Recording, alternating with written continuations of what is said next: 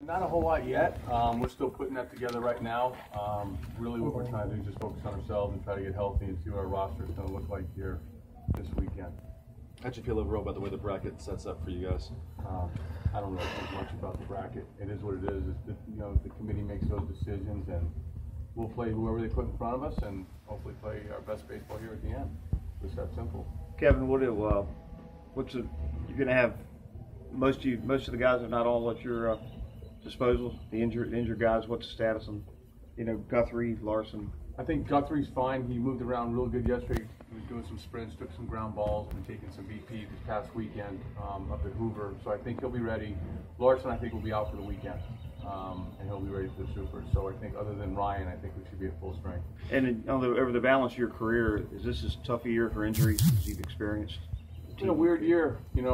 Going back to losing all the personnel we lost from last year's club, I think we lost close to about $11 million worth of signing bonuses, and we've had a lot of shoes to fill, and we've had a balancing act with the injuries and all those types of things. I think we won 17 one-run games, and I think our recipe for success has been our starting pitching on the weekend. We've gotten some timely hitting here the last 5 or 6 weeks. JJ's gotten hot, which I think has helped the rest of our lineup get hot. And I think it's just been contagious, and we've got a guy at the end of the ball game in Michael Byrne that's been able to, close things down for us and broke a school record, with 14 saves. So we might not have quite the depth on the mound that we've had in years past, but we've had a lot of role guys step up and had great years for us. Christian Hicks, Marco Savari, Ryan Larson, Michael Byrne. Those guys have had great years for us, and I think that's kind of one of the main reasons why we're at where we're at, other than the obvious, our 3 starting pitchers and JJ getting hot. On the injury note, what was it like getting Mike Rivera back last weekend, and what is he bringing to the team overall? Well, he's our heart and soul. He's got great makeup. He handles the pitchers. But like I said all along, we're fortunate to have 3 really good starters, and 3 really good catchers with him and JJ and Colo. So we're fortunate, but it's good to have him back. Does Horvath step in?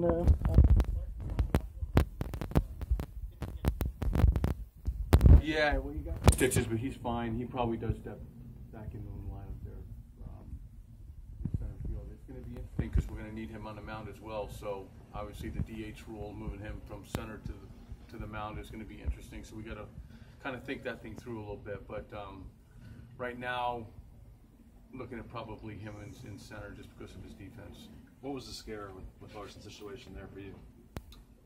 Yeah, it was weird. He went down. I thought it caught most of the helmet, and when he got up, he looked fine. But then when he ran the bases, he came off the field, he did not look right. So obviously we try to be very cautious with him, and it is what it is. It obviously was unfortunate, but injuries happen to everybody, and like I said, we're looking forward to getting back to the Supers. If we move on. Yeah. In the past, in regionals, you've thrown Hudson Randall first game, Vernon Shore first game. What led you to come to this conclusion? You don't really have a Friday, Saturday, Sunday guy. We've done it in the past. I think it all comes down to not who we're playing, but the trust and belief I have in Jackson Kowar. He's 11-0, and I just think it just gives us a great chance to win on Friday. And like I said, if it wasn't Jackson Kowar, we would not do it. But I have enough trust in Jackson to go get us off to a good start in the regional. It's really that simple. Here's a guy that last year was out at this time, with the health scare. Just how happy do you feel for him to be able to kind of be back in this moment, considering all he's been through? Yeah, he's had a great year for us. Like I said, he's 11-0, and I think he's probably the best Sunday starter in the country. He's got a great arm, and he's had a great year for us, and I think he deserved the right to go out there and give us a good shot on Friday night. How is he you've seen him mature from his freshman, sophomore year? Mike was talking about his composure and stuff, or what have been some of the things that have caused him to progress? Yeah, I just think, really, to be honest with you, I just think giving him a little bit more rope, letting him try to get through some tough situations, maybe rather than having such a quick hook with him. And we had a talk probably about 6 weeks ago, and I just told him, I said, I'm gonna give you some more rope and see if I can get you through the 7th inning. And I think the last few outings he's done that. And I think it's been a learning experience for him. It's been a learning experience for me. And he knows I have a ton of confidence in him. And like I said, I think the last start, him getting through the 7th inning, was a step in the right direction for him, and maturity-wise. Coach, these guys appear to have good short memories. You've had good SEC tournaments coming into a regional, and they played well, and now you're coming in off of that kind of loss to Arkansas. So is it anything you stress? Do you have to tell them, put it behind you a whole lot, or do they just do that? We haven't even talked about the game on Saturday, to be honest with you. A game off on Sunday, and we just practiced on Monday and Tuesday, and we're going to obviously practice here this morning. But I haven't brought up one thing about the Arkansas game. It was a game that got away from us early, and we got a bunch of young guys on the mound, and we just got beat handily. It's just one of those games. So I haven't really talked about it with them, to be honest with you. I don't think there's much to say at this time of the year other than let's get ready for Marist, because that's what matters at this point. You're on record about your thoughts about the timing of the Major League Draft. How have you seen the guys handle it as that date gets closer? We have not said one word about it. Obviously, I think it's the 12th, June 12th, 13th, 14th. There's nothing to talk about. We're just trying to get through the regional, and then hopefully, our guys get selected in the spot that they're happy with, and if we're fortunate enough to move on from the regional, we'll get ready for supers. It's really that simple. We don't talk much about it because it happens every year, and we're going to have good players every year, and it's part of our program.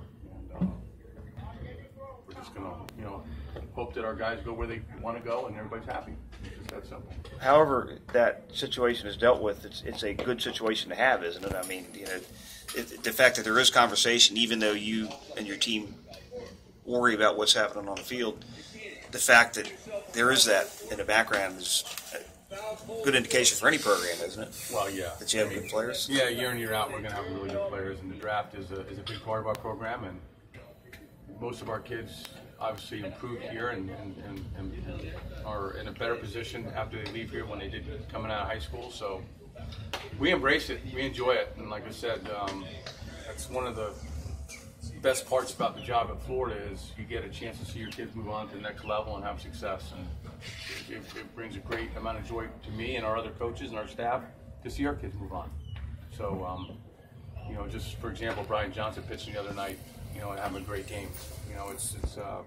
It brings a lot of joy to see those guys have success at the next level, and that's part of our program. Do you think how much success you guys have had getting to the tournament maybe understated about how hard it is? I mean, Miami just had their 44-year streak snapped. How hard is it just to even get to this point? It's not easy. I think we've been top 8 national seed 8 of the last 9 years, and we always have a top 5 strength of schedule. So we're playing one of the toughest schedules in the country. We end up being one of the top 8 teams. Last year's, like I said, it's not easy. It's not easy. And the run that Miami's had has been remarkable. And the run Florida State's had is remarkable. I think this is our 10th year. It's a school record. And, Miami's... I was 4 years old the last time they didn't make it to a regional. I mean, so that just goes to show you how good of a program they have and program Florida State has. And I remember Jeremy, when he hired me 10 years ago, that was one of his things. He wanted to be relevant year in, year out. And he wanted us to be a player in the regional every year, because obviously if you get in the regional, you got a chance. And it's a shame Miami didn't get in, but it just goes to show you how much of a good run they had.